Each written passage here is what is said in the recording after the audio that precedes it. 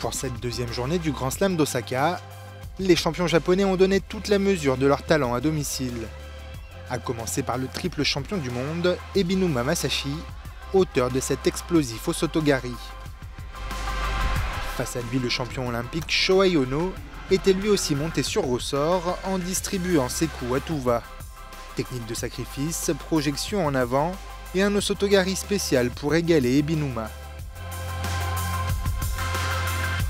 En sortant son Uchimata si caractéristique, Shohei Ono s'impose finalement chez les moins de 73 kg au terme d'une finale fantastique. Il a su contrecarrer les attaques d'Ebinuma jusqu'au bout pour remporter l'or.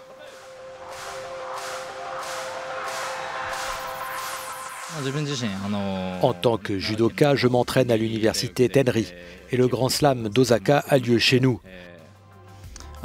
Ça me rend vraiment particulièrement heureux de gagner ce titre ici à Osaka.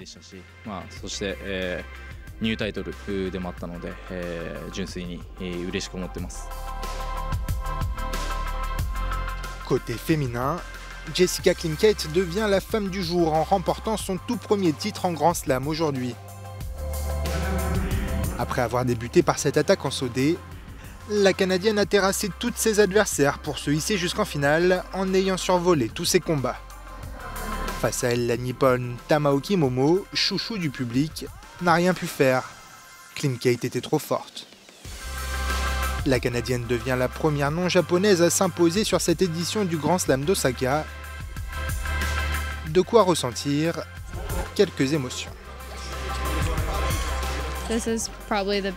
C'est certainement la plus grande compétition que je n'ai jamais remportée. Je suis tellement heureuse, ça semble irréel. Chez les moins de 63 kg, c'est Doi Masako qui décroche la première place en s'imposant face à sa compatriote Nabekura Nami. En moins de 81 kg, Sasaki Takeshi est venu à bout de son camarade d'entraînement Kohara Kenya. Il remporte sa deuxième médaille d'or de la saison sur le circuit international. La hiérarchie a été respectée chez les moins de 70 kg, où la championne du monde Arai Chizuru l'emporte face à Anna Bernholm. La japonaise a su contrer les attaques de la suédoise jusqu'à marquer un Waza-Hari. Elle apporte sa 8e médaille sur 9 au Japon. Enfin, Tatsukawa s'est fait remarquer sur cet Ashiwaza tout en maîtrise. Un mouvement en 2 temps qui a mis son adversaire à terre. Un exemple parfait de la philosophie du judo, un minimum d'effort pour un maximum d'efficacité.